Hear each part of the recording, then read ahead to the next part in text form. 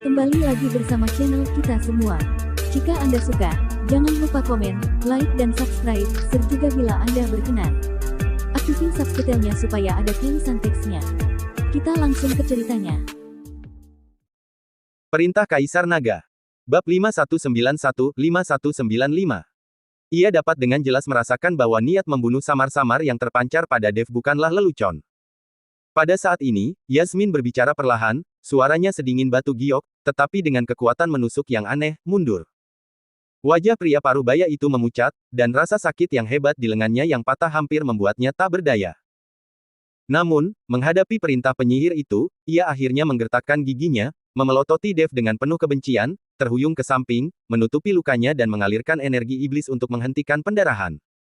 Yasmin kemudian mengalihkan pandangannya ke Dev. Matanya berwarna ungu tua, seolah-olah mengandung bintang-bintang yang tak terhitung jumlahnya, dan matanya menatap Dev dengan penuh tanya dan kesungguhan. Baru saja, ketika Dev bergerak, ia bahkan tidak bisa melihat gerakannya dengan jelas. Ia hanya merasakan cahaya keemasan menyala, dan lengan pria parubaya itu jatuh ke tanah. Anda tahu, pria parubaya itu adalah kultivator tingkat 2 di alam manusia abadi, dan dia adalah iblis berpengaruh di Istana Iblis Hitam. Kamu hanya seorang biksu dispersi negeri peri tingkat 6, tetapi kau memiliki kekuatan bertarung yang luar biasa. Aku sedikit terkejut. Yasmin membuka sedikit bibir merahnya, dan nadanya tidak bisa menunjukkan apakah dia senang atau marah. Biasa saja. Aku belum mengerahkan seluruh kekuatanku, kata Dev dengan rendah hati. Tapi di mata Yasmin, kerendahan hati ini hanyalah pamer. Matthew terkejut ketika dia melihat dari samping. Baru saja, dia berpikir bahwa Dev hebat karena membunuh seorang lelaki tua manusia abadi tingkat 1. Dia tidak menyangka bahwa ketika menghadapi seorang kultivator iblis tingkat 2 dari alam manusia abadi, Dev bisa memotong lengannya dengan satu gerakan. Kekuatan ini terlalu menakutkan. Dia diam-diam menarik lengan baju Dev dan berbisik, penyihir ini sepertinya tidak mudah diganggu. Haruskah kita berhenti selagi kita unggul? Dev tidak menoleh ke belakang, melainkan hanya melirik sekeliling dengan penglihatan tepinya. Saat Yasmin muncul tadi, fluktuasi spasialnya sangat kuat. Jelas bahwa ia telah menguasai beberapa rahasia spasial tingkat tinggi. Di kedalaman Gunung Jiupan, terdapat beberapa aura yang tidak lebih lemah dari Yasmin. Jelas, kekuatan Istana Iblis Hitam jauh lebih kuat daripada yang ada di permukaan. Yasmin merenung sejenak dan berkata, mungkin ada kesalahpahaman. Bagaimana kalau kau ikut aku kembali ke Istana Iblis Hitam dan aku akan mengirim seseorang untuk menyelidiki masalah keluarga Hu? Jika ini benar-benar tanah leluhurmu, Istana Iblis Hitam akan memberimu penjelasan kepadamu. Matthew dan Dev saling memandang dan mengangguk. Baiklah, kami akan pergi bersamamu, kata Matthew. Yasmin tersenyum tipis dan berbalik untuk berjalan masuk ke dalam gunung. Mereka mengikuti Yasmin jauh ke dalam Gunung Jiupan, Dev dan Matthew segera tiba di sebuah istana hitam yang menjulang tinggi. Istana itu terbuat dari obsidian dan memancarkan atmosfer dingin. Energi iblis di sekitarnya masih terasa, dan ratapan melengking terdengar samar-samar, seolah-olah jiwa-jiwa yang tak terhitung jumlahnya terperangkap di dalamnya. Apakah ini Istana Iblis Hitam? Matthew mengerutkan kening dan berkata, tempat tinggal klan saya dulu tidak begitu suram. Yasmin berkata dengan ringan, metode kultivasi klan iblis berbeda dengan klan manusia, jadi lingkungannya pun berbeda. Ia melambaikan tangannya, dan gerbang istana perlahan terbuka, dan aura iblis yang kuat menyerbu masuk. Ekspresi Dev tetap tidak berubah, tetapi Matthew tak kuasa menahan diri untuk tidak bergidik. Pada saat ini, tiba-tiba 4 biksu yang memegang tombak dan mengenakan baju besi hitam bergegas keluar dari istana. Dan jaring hitam besar langsung menutupi Dev dan Matthew.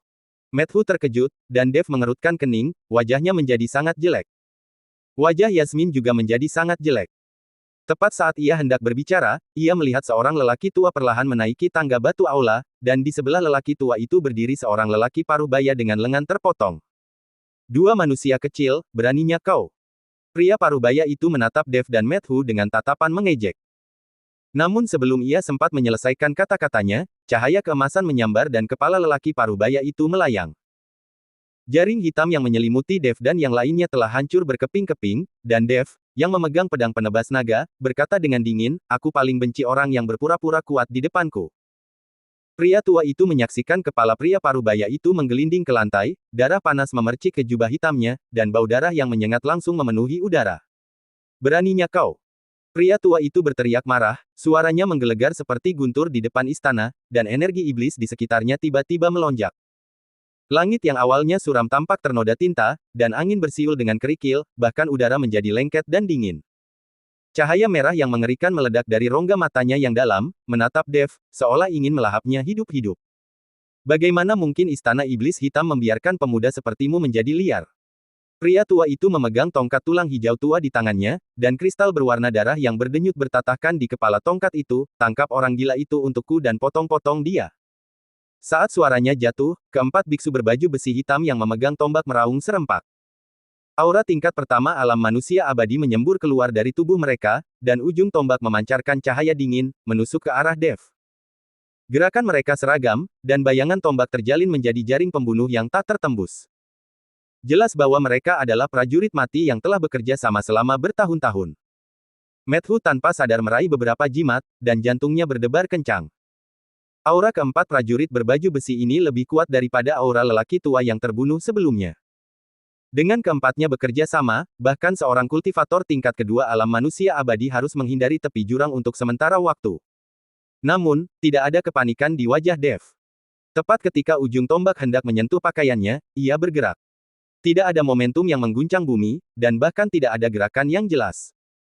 Hanya ada cahaya pedang keemasan yang menyilaukan seperti fajar, bersinar di langit dan bumi yang redup. Puff, puff, puff, puff. Keempat suara itu hampir bersambung, setajam memotong tahu. Matthew bahkan tidak bisa melihat bagaimana Dev menghunus pedangnya, ia hanya merasakan cahaya keemasan berkelebat di depan matanya.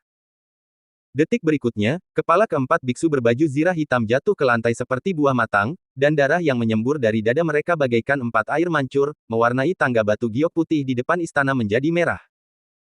Keempat mayat tanpa kepala itu bergetar dan jatuh ke lantai dengan suara dentuman, dan tombak panjang di tangan mereka mengeluarkan suara dentang yang sangat keras di alun-alun yang sunyi. Waktu seolah berhenti saat ini. Tangan lelaki tua yang memegang tongkat tulang itu membeku di udara, dan amarah di wajahnya mengeras menjadi keterkejutan yang luar biasa. Keempat prajurit berbaju zirah itu adalah orang-orang kepercayaannya yang telah mengikutinya dalam pertempuran selama bertahun-tahun. Kekuatan mereka telah mencapai kesempurnaan. Mereka bisa menghadapi musuh tingkat kedua alam manusia abadi, tapi sekarang mereka bahkan tidak menyentuh ujung pakaian lawan, dan mereka mati begitu saja. Dia bahkan tidak melihat dengan jelas dari mana pedang Dev berasal. Dev perlahan menyimpan pedangnya, dan darah di pedang penebas naga menghilang seketika, kembali ke penampilannya yang sederhana dan tanpa hiasan.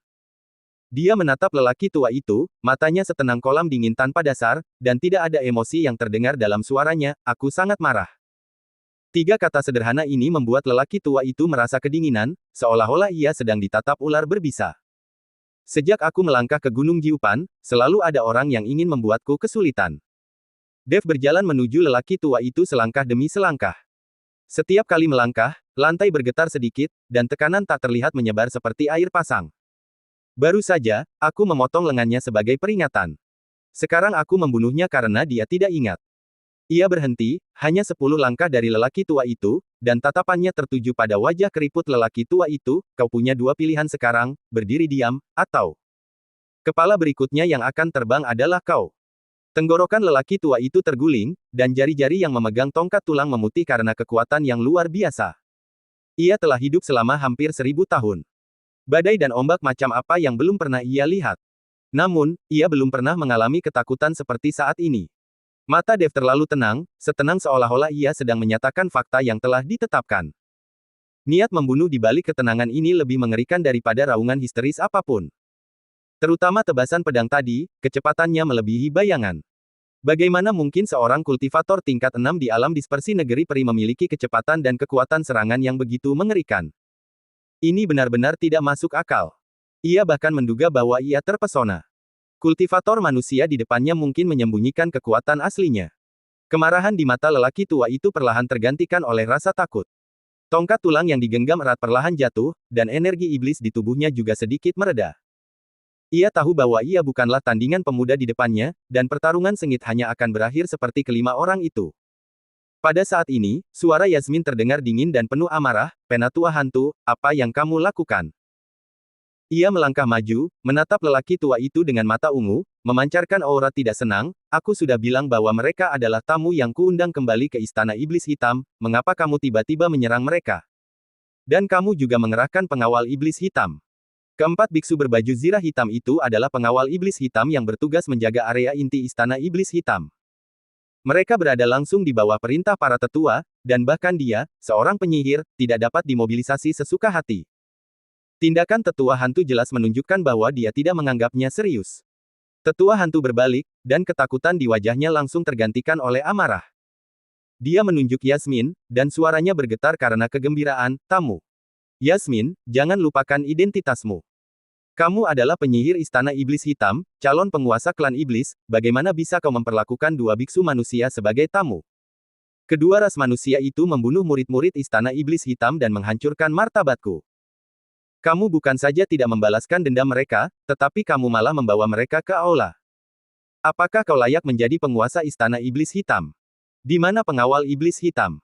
Diiringi teriakan tetua hantu, puluhan pengawal iblis hitam bergegas keluar. Ia menoleh ke arah pengawal iblis hitam yang baru saja dipanggil dan berkata dengan tegas, kalian semua berdiri di sana untuk apa? Bunuh saja kedua ras manusia ini. Kalau terjadi apa-apa, aku yang akan bertanggung jawab penuh. Para pengawal iblis hitam yang keluar dari kedua sisi istana segera mengencangkan senjata mereka, dan tatapan mereka bergantian antara Yasmin dan tetua hantu. Ada puluhan dari mereka, semuanya kuat, termasuk beberapa master tingkat kedua alam manusia abadi. Mereka mengepung Dev dan Methu di tengah, dan situasinya menegang. Mundur. Yasmin berteriak dingin, dengan sedikit keganasan terpancar di mata ungunya, akulah penyihir istana iblis hitam, bukan giliran kalian memberi perintah di sini. Namun, para pengawal iblis hitam itu tampaknya tidak mendengar kata-katanya, masih menatap Dev dan Methu, dengan tangan di atas senjata, siap beraksi kapan saja. Mata mereka sesekali melirik tetua hantu, jelas menunggu perintah selanjutnya. Wajah Yasmin langsung berubah sangat buruk rupa, dan tangan di lengan bajunya sedikit gemetar. Ia tahu bahwa tetua hantu memiliki prestise yang tinggi di istana iblis, dan ia juga tahu bahwa para tetua selalu merasa tidak puas dengannya, seorang penyihir muda, tetapi ia tidak menyangka mereka berani menentang perintahnya di depan umum. Pada saat ini, Dev tiba-tiba terkekeh dan menatap Yasmin dengan tatapan menggoda, sepertinya posisi penyihir Yu di istana iblis hitam ini tidak terlalu kuat. Kalimat ini bagaikan jarum, menusuk rasa sakit Yasmin. Wajahnya berubah dari pucat menjadi biru, lalu dari biru menjadi ungu. Tatapan yang ia berikan kepada Dev penuh dengan emosi yang kompleks, termasuk kemarahan, rasa malu, dan sedikit ketidakberdayaan yang tidak mudah dideteksi. Melihat ini, tetua hantu tersenyum puas di wajahnya, kamu dengar itu. Bahkan orang luar pun tahu bahwa kamu tidak layak memimpin istana iblis hitam. Ia menoleh ke Dev, dengan nada arogan yang sok benar, nak, kau sudah membunuh begitu banyak anak buahku, apa sekarang kau takut? Selama kau menyerah dengan patuh, aku bisa membiarkanmu mati dengan cepat. Sebelum ia selesai berbicara, pupil matanya tiba-tiba mengecil. Karena Dev bergerak. Kali ini, kecepatan Dev lebih cepat dari sebelumnya. Terlihat bayangan sisa melintas, hampir melampaui batas yang dapat ditangkap oleh mata telanjang. Tetua hantu itu bahkan tidak punya waktu untuk mengalirkan energi iblis untuk melindungi tubuhnya, apalagi mengayunkan tongkat tulang di tangannya, dan ia merasakan sakit yang menyayat hati di lengan kanannya. Ah! Jeritan melengking itu bergema di langit, bahkan lebih memilukan daripada jeritan pria paruh baya sebelumnya. Tetua hantu itu menunduk dan melihat lengan kanannya terputus dari bahu, dan darah hijau tua menyembur keluar, memercik ke seluruh lantai. Tongkat tulang yang telah menemaninya selama bertahun-tahun juga jatuh ke lantai dengan bunyi, dentang, dan kristal berwarna darah di kepala tongkat itu berkedip beberapa kali lalu meredup. Kamu! Tetua hantu itu memegangi lengannya yang terpotong, gemetar kesakitan, dan menatap Dev dengan ngeri sekaligus tak percaya. Ia tak dapat memahaminya. Dev jelas berjarak 10 langkah. Bagaimana mungkin ia tiba-tiba muncul di hadapannya? Dan ia begitu cepat. Dev menginjak tongkat tulang itu dan menghancurkannya berkeping-keping. Ia menatap tetua hantu itu dengan dingin, aku tak ingin mengulangi apa yang kukatakan tadi untuk ketiga kalinya. Tetua hantu itu terhuyung-huyung hingga ia hampir tak bisa berdiri diam setelah mundur lebih dari 10 langkah. Ia menatap Dev seolah-olah ia telah melihat hantu. Ia dapat dengan jelas merasakan niat membunuh yang tak tersamarkan dalam diri Dev. Jika ia berani mengatakan sepatah kata pun lagi, kepalanya akan jatuh ke lantai sedetik kemudian. Para penjaga iblis hitam di sekitarnya benar-benar tercengang. Tetua hantu itu adalah sosok yang kuat di antara para tetua. Kultivasinya telah mencapai tingkat ketiga alam manusia abadi. Ia dianggap sebagai master tingkat atas di seluruh istana iblis hitam. Tapi sekarang, lengannya dipotong oleh seorang kultivator manusia tingkat 6 dari alam dispersi negeri peri. Ini benar-benar membalikkan kognisi mereka. Menatap mata dingin Dev, merasakan tekanan yang menyesakkan di udara. Semua pengawal iblis hitam tanpa sadar mundur selangkah dan memberi jalan. Ketika tetua hantu memberi perintah tadi, mereka masih merasa telah menang, tetapi sekarang, mereka hanya punya satu pikiran di benak mereka, menjauhlah dari bintang jahat ini. Bahkan tetua hantu bukanlah lawannya, bukankah mereka akan mati? Untuk sesaat, pemandangan yang awalnya menegangkan menjadi aneh. Lingkaran yang dibentuk oleh ratusan pengawal iblis hitam secara otomatis membuat sebuah lorong, dan tidak ada yang berani melangkah maju, atau bahkan melihat Dev. Yasmin melihat pemandangan di depannya, dan awalnya tertegun, lalu cahaya kompleks melintas di matanya. Ia tak menyangka Dev tiba-tiba menyerang tetua hantu, dan ia tak menyangka kekuatan Dev begitu dahsyat. Namun, kebuntuan di hadapannya telah terpatahkan. Ia menarik napas dalam-dalam, menekan gejolak di hatinya, melirik dingin ke arah pengawal iblis hitam yang terdiam, lalu menatap tetua hantu yang pucat, dan berkata dengan suara berat, "Mengapa kalian tidak pergi dari sini?" Bibir tetua hantu bergetar, dan ia ingin mengatakan sesuatu, tetapi akhirnya ia tak bisa mengatakannya. Ia memelototi Dev dengan penuh kebencian, menutupi lengannya yang patah, dan meninggalkan alun-alun dalam keadaan berantakan dengan bantuan beberapa orang kepercayaannya. Melihat ini, para pengawal iblis hitam juga menundukkan kepala dan diam-diam mundur ke sisi istana, tak berani bergerak lagi. Alun-alun akhirnya kembali damai, hanya menyisakan mayat dan noda darah di lantai yang diam-diam menceritakan tragedi yang baru saja terjadi. Yasmin menghampiri Dev, dengan perasaan campur aduk di mata ungunya, "Terima kasih." Meskipun ia tidak suka sindiran Dev tadi, tak dapat disangkal bahwa Dev lah yang membantunya. Jika masalah ini tersebar hari ini, martabatnya sebagai penyihir akan hilang. Dev mengangkat alisnya tanpa berkomentar, "Aku hanya tidak ingin ada yang menggangguku sepanjang waktu." Ia menoleh ke arah Matthew dan mendapati pria ini menatapnya dengan mulut ternganga dan wajah kusam. Ia tak bisa menahan senyum dan berkata, "Ayo pergi. Bukankah kita akan menyelidiki keluarga Humu?" Matthew tersadar, menelan ludah, dan segera mengikuti langkah Dev. Yasmin memperhatikan punggung keduanya, matanya berkedip beberapa kali, lalu ia bergegas mengikutinya. Menyeberangi alun-alun yang luas, ketiganya berjalan memasuki istana hitam yang menjulang tinggi. Bagian dalam aula lebih megah daripada bagian luarnya. Kubahnya setinggi puluhan kaki, diukir dengan pola-pola magis mengerikan yang tak terhitung jumlahnya, memancarkan cahaya redup. Di kedua sisi berdiri pilar-pilar batu hitam besar, dengan patung-patung naga magis yang tampak hidup melilit pilar-pilar itu, seolah-olah mereka akan hidup kapan saja. Di ujung aula terdapat singgasana tinggi, yang diukir dari sepotong obsidian utuh, bertatahkan permata yang tak terhitung jumlahnya, memancarkan suasana mewah dan dingin. Yasmin meminta Dev dan Matthew untuk duduk di kursi batu di kedua sisi aula, lalu bertepuk tangan. Tak lama kemudian, dua wanita iblis berpakaian pelayan masuk membawa teh. Mereka menundukkan kepala, meletakkan cangkir teh di atas meja batu di depan mereka bertiga, lalu bergegas mundur, tak berani menatap Dev dari awal hingga akhir. "Kalian berdua, tunggu sebentar. Aku sudah meminta seseorang untuk memeriksa buku-buku kuno Istana Iblis Hitam." Yasmin mengambil cangkir teh dan menyesapnya. Sejarah Gunung Jiupan mungkin tercatat dalam buku-buku kuno Istana Iblis Hitam. Dev mengambil cangkir teh, melirik teh hijau tua di dalamnya, sedikit mengernyit, lalu tidak meminumnya. Teh itu mengeluarkan aroma amis samar, yang jelas-jelas bukan untuk manusia. Matthew juga meniru Dev, hanya memegang cangkir teh, tetapi melihat sekeliling aula, dengan sedikit emosi yang rumit di matanya. Dulunya tempat ini adalah tanah leluhur keluarga Hunya, tetapi sekarang telah menjadi istana ras iblis. Segalanya telah berubah dan orang-orang telah berubah, yang membuatnya merasakan banyak emosi. Aula itu hening sejenak, hanya cahaya neon yang dipancarkan oleh pola sihir di kubah yang sesekali berkedip-kedip, memantulkan wajah ketiga orang itu, dan suasananya terasa agak samar. Dev memejamkan mata, seolah mengistirahatkan pikirannya, tetapi sebenarnya ia diam-diam sedang menggerakkan kesadaran ilahinya untuk menjelajahi situasi ke seluruh istana. Istana Iblis Hitam ini bahkan lebih besar dari yang dibayangkannya, dengan struktur internal yang kompleks. Ia samar-samar dapat merasakan puluhan aura kuat, beberapa di antaranya sekuat Yasmin, atau bahkan lebih kuat. Tampaknya air di Istana Iblis Hitam ini jauh lebih dalam dari yang dibayangkannya. Setelah waktu yang entah berapa lama, seorang lelaki tua berjubah abu-abu masuk dengan cepat, memegang sebuah buku kuno yang menguning di tangannya. Ia berjalan ke Yasmin dan membungkuk, "Penyihir, aku telah memeriksa semua catatan tentang Gunung Jiupan dan menemukan beberapa informasi tentang keluarga Hu." Matthew tiba-tiba berdiri dan menatap lelaki tua itu dengan penuh semangat, "Bagaimana? Apakah ada catatan?" Apa yang terjadi dengan keluarga Huku? Pria tua itu menatap Methu, lalu menatap Yasmin, dan melihat Yasmin mengangguk, lalu perlahan berkata, menurut kitab-kitab kuno, memang ada keluarga Hu yang tinggal di Gunung Jiupan. Itu adalah keluarga jimat yang terkenal di surga keempat pada masa itu. Ada beberapa master jimat dalam keluarga itu. Di masa kejayaannya, bahkan ada seorang kultivator tingkat 4 di alam manusia abadi. Apa yang terjadi selanjutnya? Tanya Methu, suaranya bergetar karena kegembiraan.